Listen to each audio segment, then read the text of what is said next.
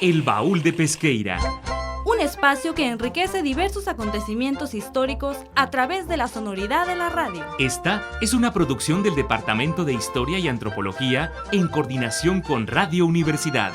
El Baúl de Pesqueira. Enriqueciendo la historia sonora.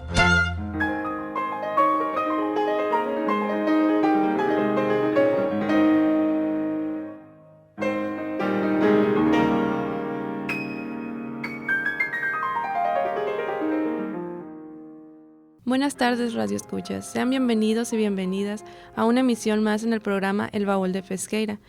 Su compañera Alejandra Naranjo les da la bienvenida. Me acompaña Luis Soto. Muy buenas tardes.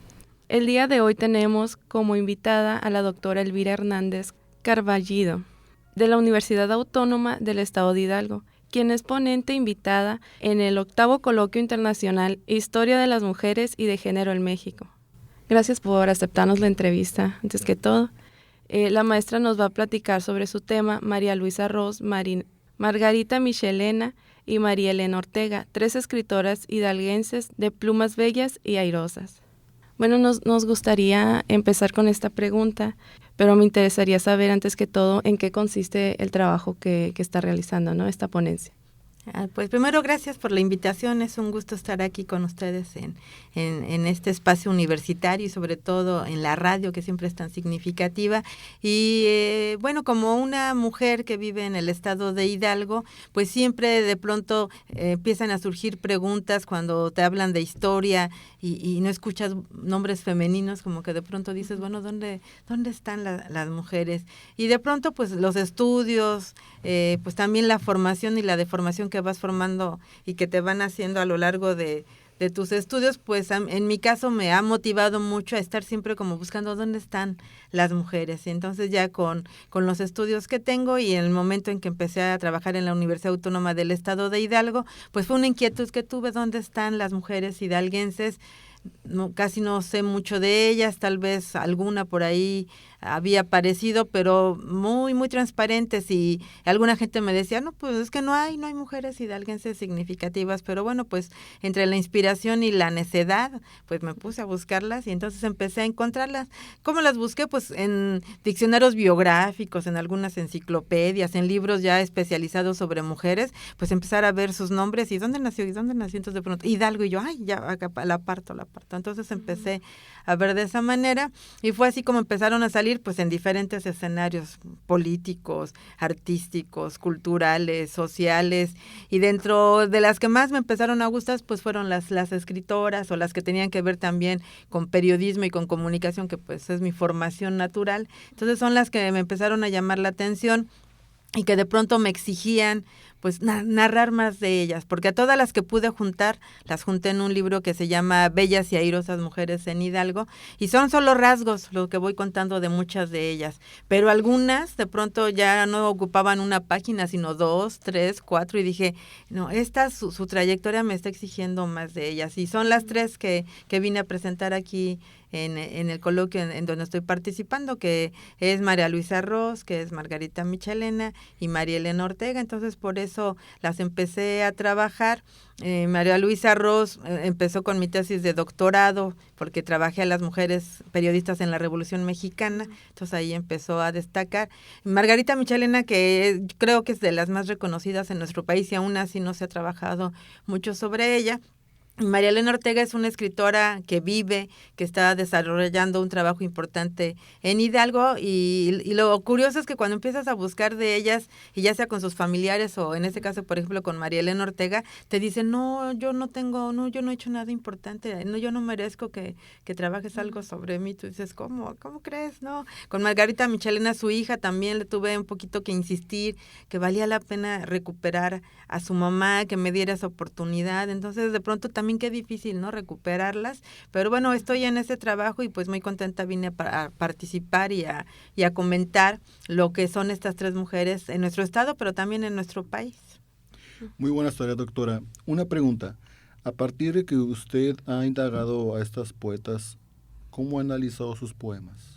Pues mira, lo primero que tuve que hacer, primero siempre yo creo que algo bien importante es como contextualizar en qué momento nacieron, cómo se desarrollaron, tuvieron oportunidades de estudio, de qué manera este oficio, esta inspiración empezó a presentarse en su vida, ¿no? Entonces, pues primero saber sobre ellas antes de meterme a ver su obra. Entonces ya lo que pude recuperar, por suerte algunas alumnas luego también se entusiasman y algunas de ellas, por ejemplo, Rosalinda Sandoval hizo su tesis de maestría sobre María Luisa Ross y me ayudó muchísimo porque ella se fue a los archivos y encontró muchos expedientes de ella.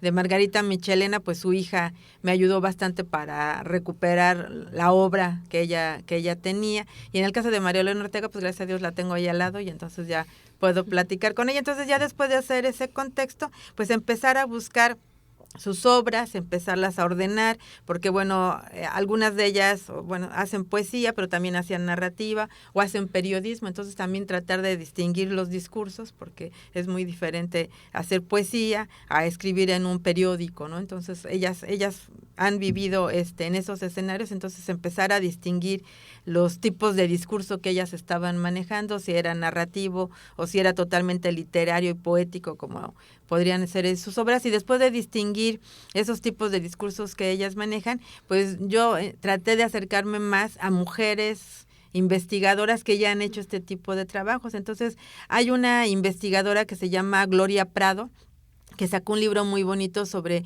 mujeres poetas del siglo XX en México. Y entonces ella ahí propone 8 categorías para que tú cuando empieces a leer los poemas intentes ver qué representación hay en esas categorías. Entonces yo las identifiqué, por ejemplo, que van desde lo que es luego mucha gente quiere ahí etiquetar los poemas de mujeres, ¿no? El amor. Pero de pronto no solamente está el amor, también a lo mejor está la intimidad, a lo mejor también está la cooperación, a lo mejor también está tu fe, entonces cada una de esas categorías yo las empecé a integrar. Y en cada uno de sus poemas empecé a ver como hacia dónde iban, de qué manera yo podía en esas 8 categorías empezar a integrarlos. Y ya después de integrarlos en esas categorías, pues empezar a identificar algunas palabras clave. Por ejemplo, en el caso de Margarita Michelena, Dios está muy presente en sus obras, pero no el Dios al que le rezo para que me perdone, sino al Dios al que le cuestiono la vida, ¿no? Al Dios con el que puedo llegar a un momento de filosofía de verdad entregada y empezar a cuestionar la vida en sí. Entonces, de esa manera empecé yo a tratar de clasificar sus trabajos y empezar a poner algunas partes de sus poemas como ejemplos de lo que yo iba recuperando. Y finalmente también integré lo que es la categoría género. A través de sus poemas, cómo se construyen ellas como mujeres. ¿Qué hay en esos poemas en donde yo puedo ver qué significa para ellas el ser mujer, ¿no? Y entonces la categoría género me ayudó también a ver la manera en que ellas se representan y también nos autorrepresentan, ¿no? Entonces de pronto sí podemos ver a una mujer frágil que puede llorar por alguna tragedia, pero también vemos a la mujer fuerte que se cuestiona y se reconstruye diariamente. Entonces, bueno, en cada uno de sus textos fui encontrando ese tipo de miradas. Bueno, una pregunta muy importante, ¿no? Que creo que la sociedad nos pregunta, ¿no? ¿Para qué sirve estudiar o investigar este tipo de temas? Sí, es muy común, ¿eh? Y mira, yo desde que estudié en la universidad ya hace algunos miles de años, siempre ha sido una necesidad mía estar recuperando a las mujeres, ¿no? Entonces, mi tesis de licenciatura es sobre las mujeres periodistas del siglo XIX. Entonces, hay gente que me decía, oye, el mundo cayéndose a pedazos y tú yéndote al siglo XIX a buscar mujeres. Pero yo estoy segura, se lo dije a una profesora mía en esa época cuando le comenté que estaba haciendo un trabajo sobre periodistas del siglo XIX y me dijo, ¿y eso para qué sirve?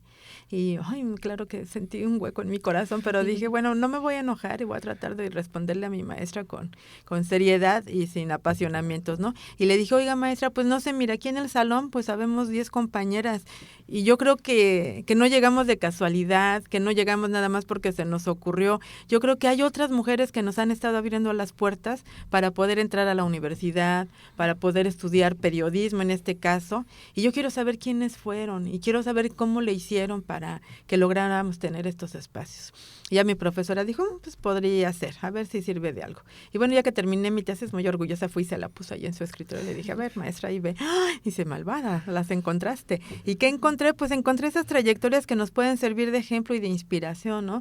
De mujeres que en un momento donde no éramos consideradas ciudadanas, donde no íbamos a la universidad, donde nos casaban a los 14, 15 años, que de pronto te encuentres a una señora convencida de que su espacio es la escritura y que busque ese espacio y que a lo mejor hasta funde su propia publicación o que haga sus alianzas también con muchos hombres, que eso es bien significativo y que ayer lo preguntaron en el coloquio y yo creo que también hay que insistir mucho en eso, sobre todo en estos momentos de violencia que estamos viviendo tan fuertes, que hay hombres solidarios, que hay hombres compañeros, que hay hombres que te reconocen tu talento y por lo menos en las 3 poetas que presenté ayer, yo dije, muchas de ellas, María Luisa Ros, José Vasconcelos le dio la mano, la apoyó, la acompañó y claro, ya gracias a su talento, pues ella se abrió muchas puertas, ¿no? Margarita Michelena, sus compañeros de universidad fueron Octavio Paz y Jaime Sabines y también la presumen y la recuperaban en muchos textos, y en el caso de María Elena Ortega, por ejemplo, Agustín Cadena, que es un gran escritor mexicano que vive en Hungría, le hace su prólogo de su obra, ¿no? Entonces, ahí está la importancia de recuperarlas, de ver cómo le hicieron, de qué manera se han ido reconociendo, qué tan sencillo, qué tan difícil es, porque finalmente nos sigue formando una sociedad que nos dice que sobre todo las mujeres pues debemos de tener hijos y estar en la casa. Digo, no es una tragedia eso, pero hay otros escenarios, hay otros espacios y estas historias de vida a mí es lo que me han permitido y sobre todo lo que más me gusta es que puedo inspirar a otras mujeres. En el caso concreto de Hidalgo, cuando voy a muchas comunidades, no precisamente a la capital, a Pachuca, sino a otras comunidades, ay, verás qué bonito siento cuando las señoras de pronto levantan la mano y me dicen, oiga, entonces lo que yo estoy haciendo sí es importante. Alguien en algún momento puede hablar de mí y decir que he luchado porque abran una alberca aquí para los jóvenes. Y yo, sí, señora, eso es bien importante, ¿no? Entonces, de pronto ellas se ven en esas historias o la mirada de mis propias alumnas cuando les platico la vida de estas mujeres, en este caso concretamente hidalguenses, ves cómo se iluminan y cómo de pronto dicen, wow, entonces sí hay mujeres que han hecho más cosas, ¿no? Entonces yo creo que eso es lo que podemos aprender de estas historias, ¿no? Ver toda esa trayectoria, todo ese esfuerzo, toda esa pasión que ponen para aproximarnos a ellas, pero también a veces hasta para seguir esos pasos, para inspirarnos y para ver que nada es casualidad, ¿no? Que todo se construye con lucha, con tenacidad, con inspiración y por eso me gusta mucho recuperar historias de mujeres. Maestra, y a partir de esto, lo que usted comentó, ¿ese era su propósito desde un inicio, antes de comenzar esta tesis? ¿O se fue haciendo así como, por decirlo, como que usted no se lo esperaba? Pues esas reacciones de las mujeres. Sí, en parte no me lo esperaba, digo, empieza como algo muy personal. Incluso hay gente que luego me dice, ay, qué obsesión la tuya de estar recuperando mujeres. Y claro, a lo mejor sí en mi terapia salió que a lo mejor siendo hija, la de en medio siempre les digo, somos 4 mujeres y como que algunas de mis hermanas brillaban por unas cosas y yo sentía como que, mamá, aquí estoy. Y a lo mejor sí, va un trauma mío de querer jalar a las mujeres y decirles, aquí están. Entonces yo creo que sí empezó de esa manera. Pero de pronto cuando estos estudios dejan los libros, dejan las páginas de donde los publicas y los sacas a estos espacios, a mí ahí fue cuando tuve esa reacción, ¿no? Cuando de pronto me di cuenta, siempre cuento una anécdota que me conmueve mucho. Fui a una comunidad de Hidalgo, algo lejana, y llegó una señora ya grande, sus trencitas blancas. Lo que nunca se me olvida es que traía su bolsa de mandado aquí abajo y se sentó a escuchar la ponencia, ¿no? Y yo a veces la volteaba a ver y la veía yo muy atenta. Ya terminó la ponencia y ya no estaba. Y de pronto volteó y estaba atrás de mí. Y me dice, maestra, dice, yo ya me había ido, pero que me regreso. Y venía con su esposa. Dice, ¿verdad, viejo? Y el señor, dice, no, dice, yo le quiero decir, dice, yo leo lo que escribe en el periódico y yo le quiero decir gracias porque usted nos da nuestra voz, porque usted nos hace presente. Ay, no sabes, yo estaba ya casi llorando. Y yo, ay, señora, muchas gracias. No, dice, yo por eso vine. Dice, yo nada más vine a decirle gracias. Ay, dices, qué maravilla, nunca me imagino eso. Pero eso me gusta y lo escucho sobre todo con mis alumnas y también con mis alumnos, que de pronto también también mis alumnos me digan, ay, no sabía que la primera mujer que voló un avión nació en Pachuca, wow, qué maravilla. Entonces, eso a mí me ha motivado mucho, pero creo que no siempre imaginas ni calculas las reacciones, y eso me ha gustado, pero también pues me motiva más, ¿no? Me falta vida para poder recuperar todas las mujeres que me gustaría recuperar, pero esa respuesta no la esperaba, la disfruto, pero ahora me motiva más a seguir trabajando. ¿Ha pensado en otras escritoras para analizar? Sí, te digo que siguen saliendo muchísimo más mujeres, y de pronto pues quieres hacerlo. Precisamente también en el coloquio de ayer una compañera expuso que es otro tipo que podríamos también manejar dentro de la poesía, que son las compositoras, las que hacen música. Entonces ayer una compañera de aquí de la Universidad de Sonora expuso el trabajo que está haciendo sobre unas compositoras mexicanas, y le comenté que yo estaba haciendo, bueno, ya la había hecho, y yo ahorita estoy afinando detallitos para ya publicarla, sobre mujeres compositoras, donde de pronto pues también te encuentras piezas muy poéticas, ¿no? Entonces ella, por ejemplo, ayer hablaba de Emma Valdelamar, de Consuelito Velázquez, y decía, no, es que Consuelito maneja así los temas, y me le digo, sí, tienes razón, de pronto pues como que parece que cae en el estereotipo de la mujer romántica, pero Consuelito Velázquez marcó algo bien diferente en su época, que es el erotismo. Claro, la cantaban las canciones hombres y no se oía mal, pero cuando sabían que lo había hecho una mujer, les asustó que de pronto una mujer hablara, digo, bésame mucho, es un erotismo absoluto, ¿no? Y que una mujer se exprese de esa manera, pues es muy significativo. Entonces, por ejemplo, las compositoras me han gustado mucho y las voy trabajando. Una poeta que también ya trabajé, pero que ahora quiero explorar con más detalles, Rosario Castellanos, que sin duda pues ha marcado nuestra vida de una manera también muy importante a través de su poesía. Yo me acuerdo que al principio decía, ay, qué poemas tan tristes, pero ahora que los leo, sí, hay una tristeza, hay a lo mejor hasta cierta melancolía, pero también hay una gran fuerza en Rosario Castellanos, ¿no?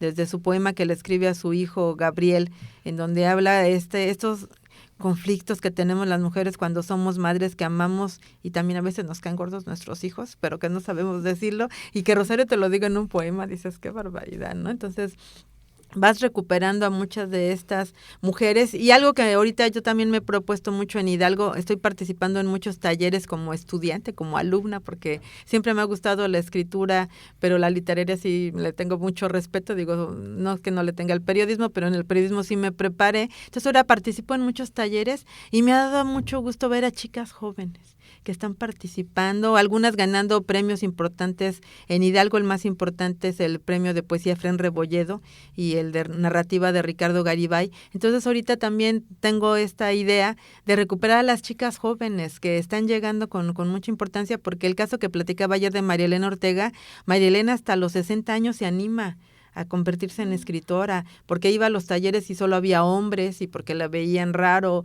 y porque la destrozaban más fácilmente, entonces como que no se animaba. Y ahorita que haya más chicas jóvenes en nuestro estado que quieran dedicarse a la literatura, pues me parece que también podríamos empezar a recuperar sus trabajos, ¿no? Entonces pues todavía hay muchas escritoras y muchas poetas que están esperando ahí que les quitemos el polvito de encima y las mostremos con mucho orgullo, porque incluso, por ejemplo, Margarita Michelena, no hay un trabajo profundo sobre su obra. Yo hice una aproximación, yo describo solo sus poemas, y me gusta que un joven poeta de Hidalgo que se llama Alfonso Valencia, ahorita ya está haciendo un análisis mucho más profundo de la obra de Margarita Michelena, ya con una metodología mucho más profunda de lo que yo me pude aproximar. Le digo a Alfonso, bueno, yo recuperé su trabajo, ahora tú ponte a analizarlo, ¿no? María Luisa Ross también, están ahí sus 7 libros esperando que alguien también se ponga a revisarlos con más detalle. Entonces, bueno, pues yo voy abriendo puertas, pero me encanta que de pronto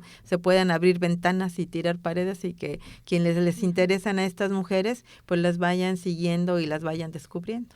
Maestra, entonces estas poetas que ha investigado usted, a la poeta María Elena Ortega, Margarita Michelena, tengo 2 preguntas para usted. La primera es, ¿cuáles son los mundos poéticos que ellas qué referencias utilizan? Y la segunda es si sus poemas, si sus referentes poéticos siguen vigentes. Pues mira, las tres están en diferentes contextos y como yo les explicaba hace ratito, pues siempre hay que ubicarlas en eso, ¿no? Para que también no le exijas a María Luisa Ross que escriba ahorita como en el siglo XXI, cuando pues empezó en contextos muy diferentes. María Luisa Ross nace a finales del siglo XIX, ya se empieza a desarrollar a principios de XX, pues en uno de los momentos más difíciles de este país, que es la Revolución Mexicana. Entonces, pues María Luisa Ross no era una ciudadana, no podíamos votar, no iba a la universidad, pero te digo, ahí está una tenacidad, está una presencia, está una personalidad.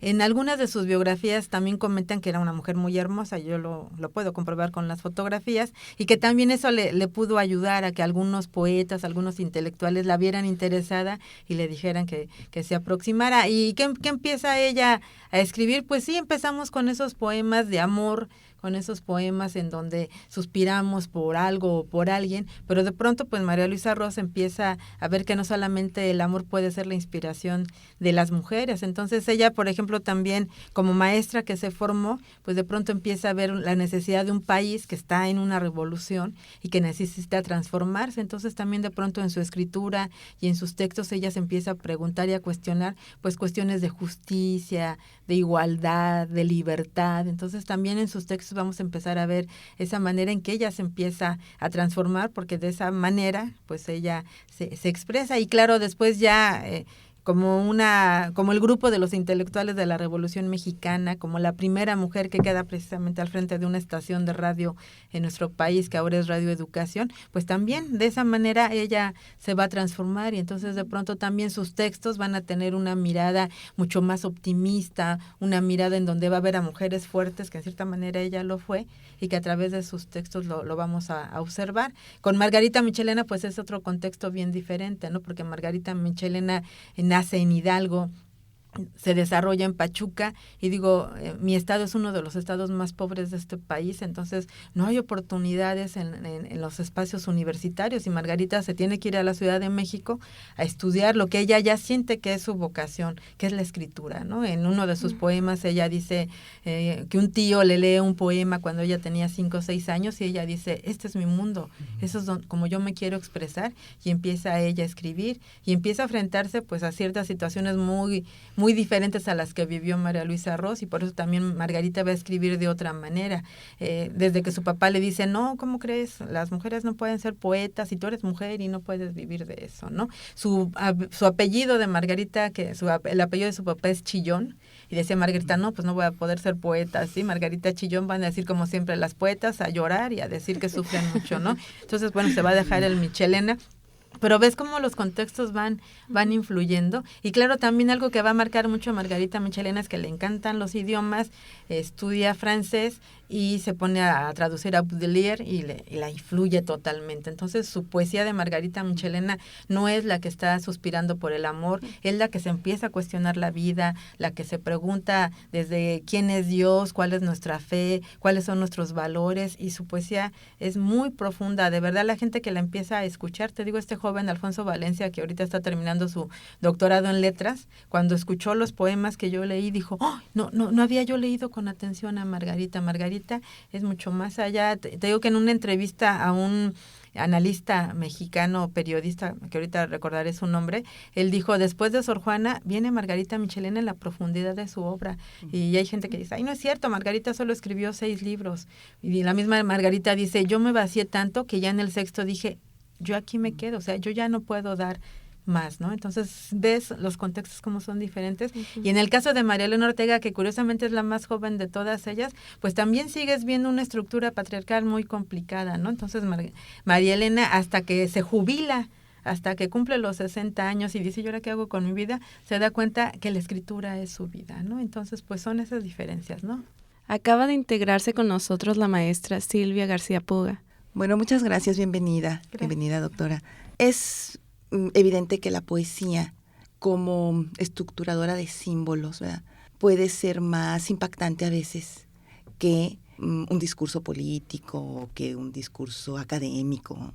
¿Usted considera que estos poemas de estas autoras en particular deben de difundirse, deben de, a través de estos medios, pero también a través de la práctica docente, difundirse? independientemente del contexto en el que estamos viviendo hoy, si ha tenido usted la experiencia en ese sentido. Y bueno, me estoy refiriendo también a educación básica, bachillerato, que tanta falta hace este manejo de símbolos que impactan más. No sé si ha tenido usted alguna experiencia en ese sentido. Sí, yo estoy segura que leer un fragmento o leer un poema siempre impacta, conmueve, mueve. Entonces yo, sobre todo en el caso de Hidalgo, que también ando ahí como peregrina llevando la obra de estas mujeres, lo he visto, después me invitan a primarias y veo al público infantil y digo, ¿yo qué hago aquí? ¿Cómo les voy a decir? Pero me ha funcionado mucho empezar con un poema, empezar y con el poema que yo siento y creo que les va a llegar y casi siempre, y de pronto despiertan o con una historia, ¿no? A lo mejor principalmente la literatura, cómo te mueve. El caso de María Elena Ortega, que trabaja más narrativa, muchas veces contando una pequeña historia, publicó un libro de microrelatos, de pronto cómo se prenden los niños y dicen, wow, alguien escribió eso. Entonces, sí, y esto es la literatura, esto es el amor a las palabras, esto es lo que tenemos que empezar a involucrarnos.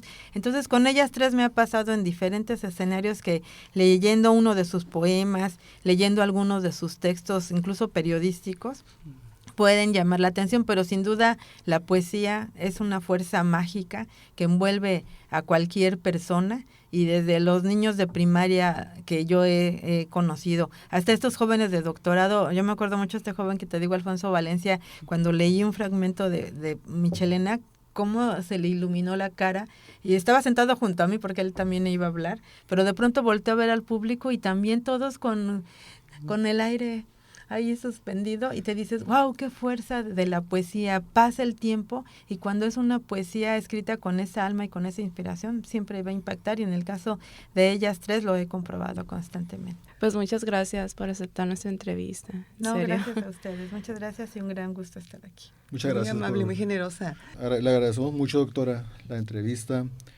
y esperamos que cuando vuelva a Sonora, vuelva al Baúl de Pesqueira. Claro que sí, muchas gracias. También agradecemos mucho a Alejandra Naranjo. Muchas gracias. También a Silvia García. Muchas gracias, bienvenida, y efectivamente que haya otra oportunidad de encontrarnos. Y a ustedes, radioescuchas, pues muchas gracias por escucharnos una vez más en su programa El Baúl de Pesqueira, enriqueciendo la historia. Los invitamos a que nos sintonicen todos los martes a las 5:30 de la tarde por Radio Universidad. Se despide de ustedes Luis Alberto Soto Ruán. Hasta la próxima.